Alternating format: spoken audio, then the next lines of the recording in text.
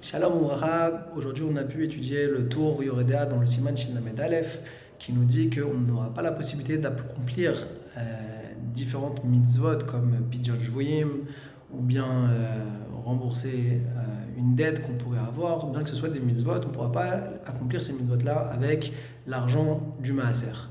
Le Bar vient et rapporte le Bet Yosef sur cette halakha-là et dit que tout ce qu'on n'aura pas le droit de donner la tzedaka avec l'argent du Maaser, c'est seulement par rapport aux mitzvot que Paskou Alav Beneahir, que les gens de la ville ont déjà décrété que tout le monde devait participer et se montrer solidaire.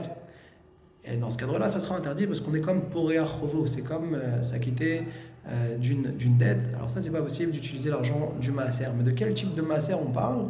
De Maaser Ani, comme le Maaser de la Dvoa, de la récolte.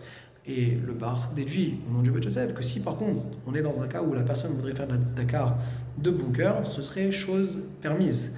À tel point qu'il arrive à une conclusion, le bar, en disant que prélever l'argent du maaser sur les gains en argent, alors on peut tout utiliser avec ce maaser-là, que ce soit pour toutes les mitzvot de tzedaka, de pidyon shvuim.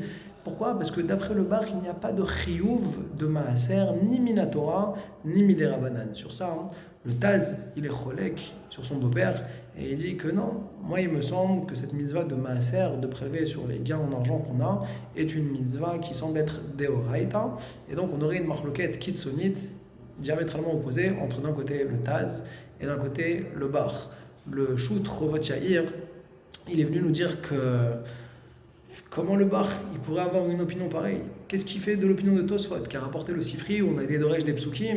Et même si on veut dire que ce ne serait pas Minatora, puisque ce serait simplement une Asmarta, mais au moins accepte de dire que c'est une mitzvah.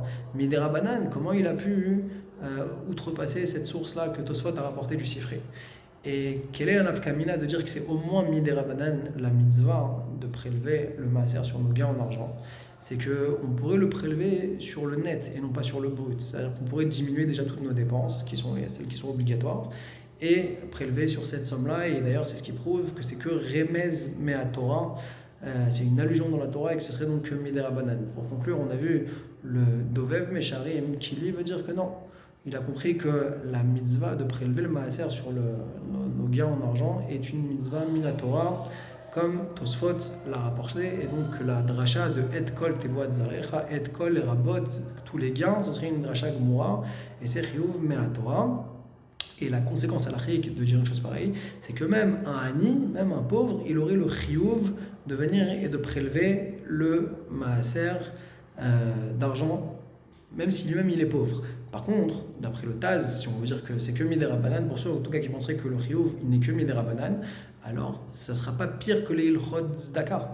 Or, dans les Ilchot Zdaka, quelqu'un qui n'a pas de parnassa n'est pas tenu d'accomplir la mitzvah de Zdaka, et donc il en serait de même qu'on serait dispensé du Maaser Chazak Bo.